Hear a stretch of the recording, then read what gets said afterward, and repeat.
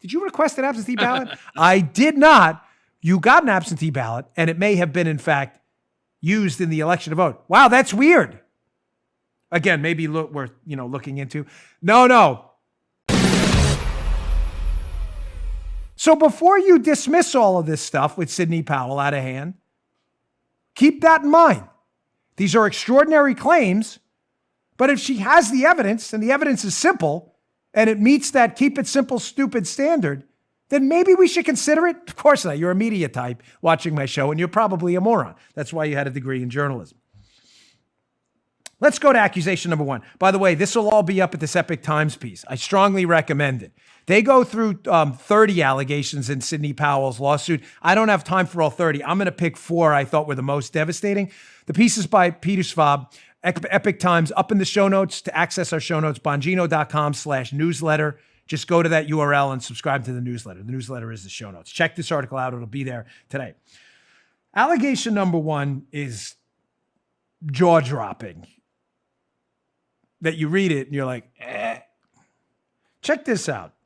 Again, this is an extraordinary allegation. If she has simple evidence, I need to see this. I'm going to read through this. Allegation number 1. The software used by the Dominion voting machines was accessed by agents of malicious actors. Whoa. Such as China and Iran, quote, in order to monitor and manipulate elections, including the 2020 election.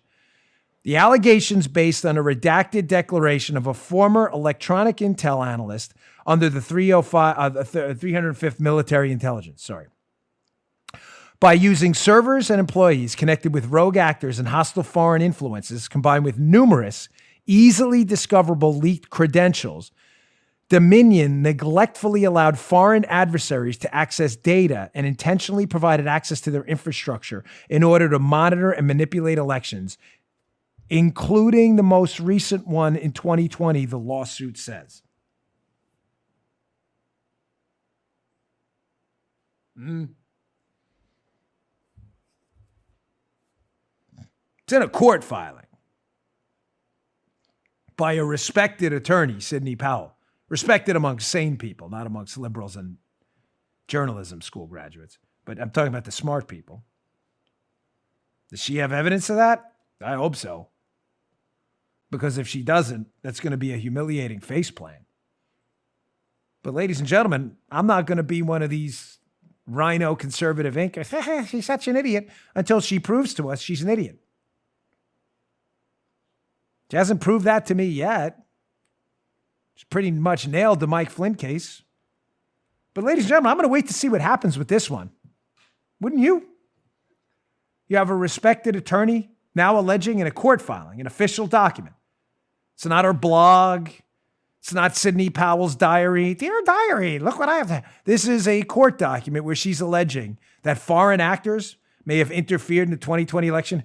No one ever says stuff like that. Oh, except for the 2016 pee-pee tape idiots in the media. The only catch is they weren't actually willing to put it in a court document. Oh, someone else was? Yeah, maybe we should look into that. We will. Now, you would think that would be it. That is the bombshell. No, there's more. There's 30 of these. More? Wait, there's more. Wait, infomercial stuff. There is more.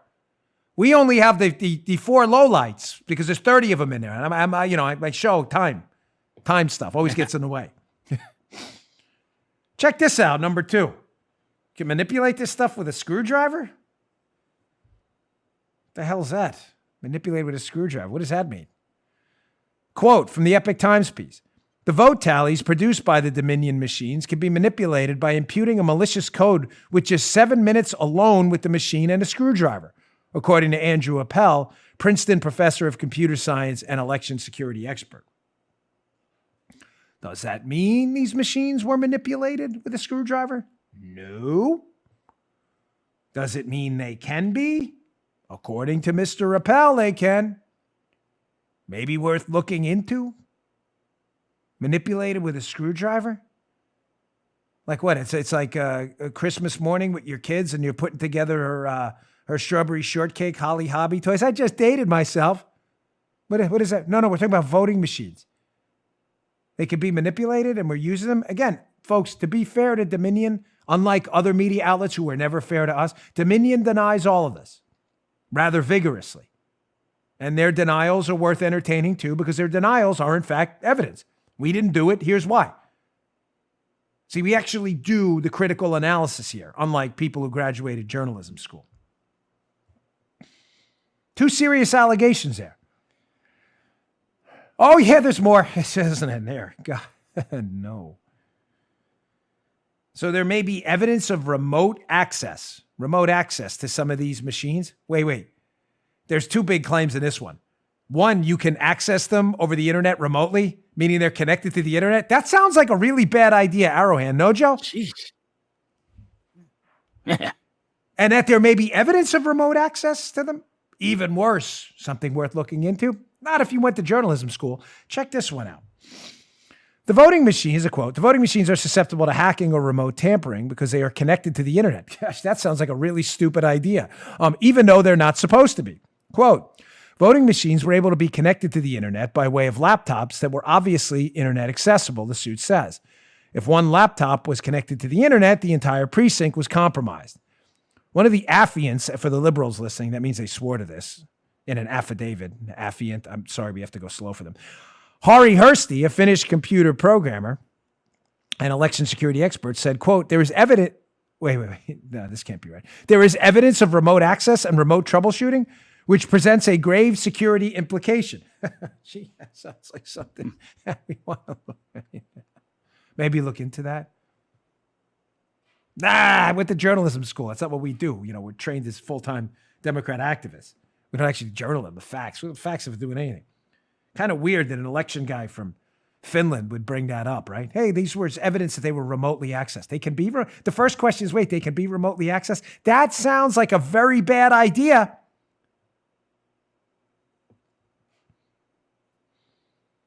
That's like, hey, I just got this box of fresh razor blades and the kids are here. Let's let them play. Sounds like a very bad idea, folks. Don't do that, ever. Internet machines, internet accessible voting machine, just kind of sounds like a stupid idea. Just saying. Maybe we want to look into that.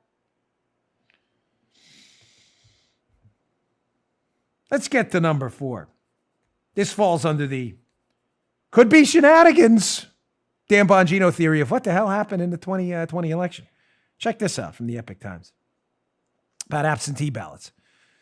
So between roughly 31,000 and 38,000 absentee ballots were returned by Republican voters, but were not counted? Gosh, that sounds weird. According to an analysis by expert witness William Briggs, a statistician from Cornell Medical School and a professor, based on a phone survey of potentially affected GOP voters by the team of former Trump campaign member Matt Braynard. 30,000 votes not counted. Between 16,000 and 22,000 Republican voters received absentee ballots they didn't request, based on the same analysis.